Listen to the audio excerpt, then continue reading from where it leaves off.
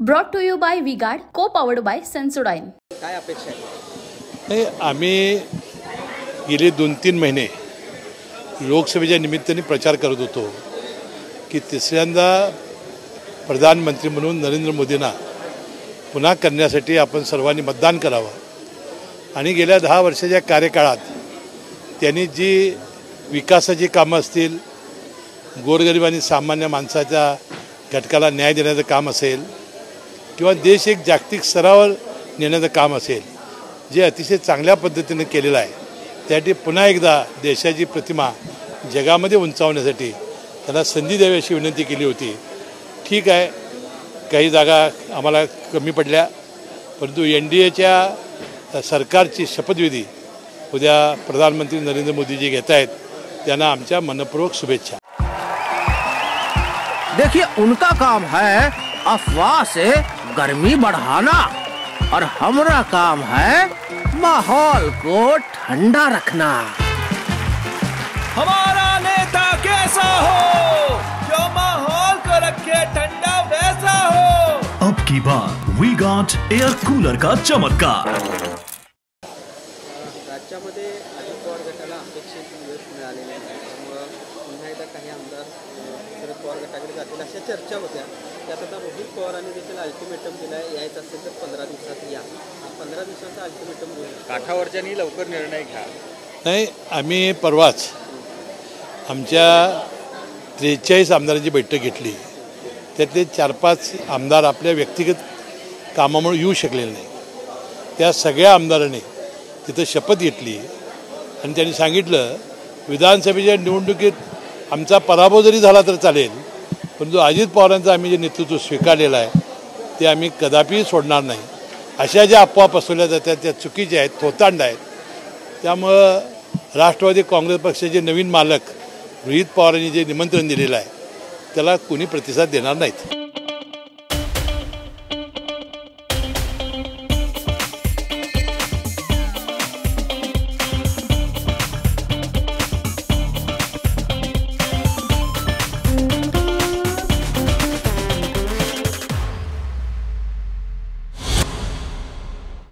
कोल्हापूर लोकसभा मतदारसंघात आपण पाहतो की संजय मंडलिकांचा पराभव झाला.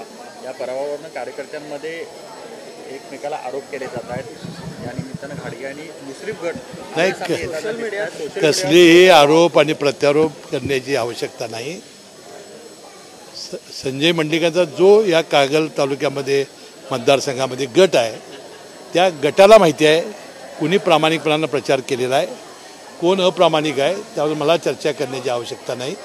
परंतु छत्रपती शाहू महाराज हे फार मोठ्या प्रचंड मताधिक्याने निवडून येतील असं मला स्वतःला वाटत होतं. कारण एका बाजूला दलित, एका बाजूला अल्पसंख्याक समाज, त्यांच्या जिल्हाभर असलेल्या जमिनी, हे सगळं बघतात. ते 3 लाख वास्तविक ह्या निकालानंतर व्हायला पाहिजे तसं वाटत होतं, परंतु 1,48,000 मतावर जनतेनं रोखले गेलेलं आहे.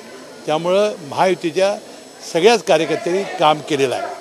कमी अधिक काम केलं असेल, परंतु आमच्या मतदारसंघापुरतं संजय मंडलिकांचा गट हा गावागावात आहे, त्यानं बघितलेला आहे, पाहिलेला आहे. त्यामुळं त्याला परत त्यांनी पुरावा देण्याची आवश्यकता नाही. झिंझिण्यांपासून त्वरित आराम मिळवा सेन्सोडाईन रॅपिड रिलीफ बरोबर. पण सुरुवात मुश्रीफ गटाकडून झाली असा आरोप केला. नाही, माझं आम्ही कुठे तक्रार करतो त्या विषयावर आता मी चर्चाच करू नका. चर्चा बंद. पुढं शक्तीपीठ महामार्ग हा जो एक महत्त्वाचा मुद्दा आहे, तो शक्तीपीठ महामार्ग रद्द व्हावा यासाठी तुम्ही प्रयत्न करणार आहात. शक्तीपीठ महामार्ग रद्दच झाला पाहिजे, कारण जवळजवळ 12 लोकसभेच्या जागा यामध्ये पराभूत झालेल्या आहेत. त्यातली कोल्हापूरमध्ये त्याचा एक परिणाम झालेला आहे, कारण याची काही त्या रस्त्याची आवश्यकता नाही. आता ज्यावेळेला, कारण 2 दिवस मुख्यमंत्री एकनाथ शिंदेसाहेब आणि दोन्ही उपमुख्यमंत्री फडणवीस साहेबांनी थोडी नाराजी व्यक्त करून त्यांनी राजीनामा देण्याची तयारी दर्शवली. अजितदादा पवार थोडेसे नाराज होते, त्यामुळे हा विषय आम्ही काढू शकलो नाही. आता ज्यावेळेला आता मंगळवारपासून आता आचारसंहिता उठलेली आहे, त्यावेळेला सुरू होईल, त्यावेळेला आम्ही सगळं शिष्टमंडळ घेऊन हा रस्ता रद्दच करायला लावू एवढा विश्वास देतो. जयंत पाटील अजित पवार गटामध्ये येतील असं धर्मराव बाबा आत्रा म्हणतात, त्याच्या काही चर्चा झालेल्या आहेत का? नाही, त्याची काही मला माहिती नाही. एक लक्षात ठेवा की ज्या पद्धतीनं नरेंद्र मोदी साहेब पुन्हा पंतप्रधान झालेले आहेत त्यामुळं सगळ्यांच्या वाटा आमच्याकडे यायला सुकर झालेल्या आहेत. म्हणजे जयंत पाटील येऊ नाही शकतात. त्यांना नाही, माझी आणि त्याची काही चर्चा नाही. मी चर्चा करून पाहिलं तुम्हाला सांगेन. Brought to you bye V-Guard, को पॉवर्ड बाय सेन्सोडाईन.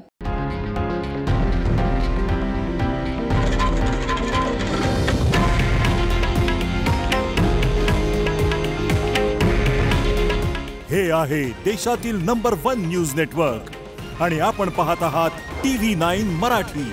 काळजी तुमची, हित महाराष्ट्राचं.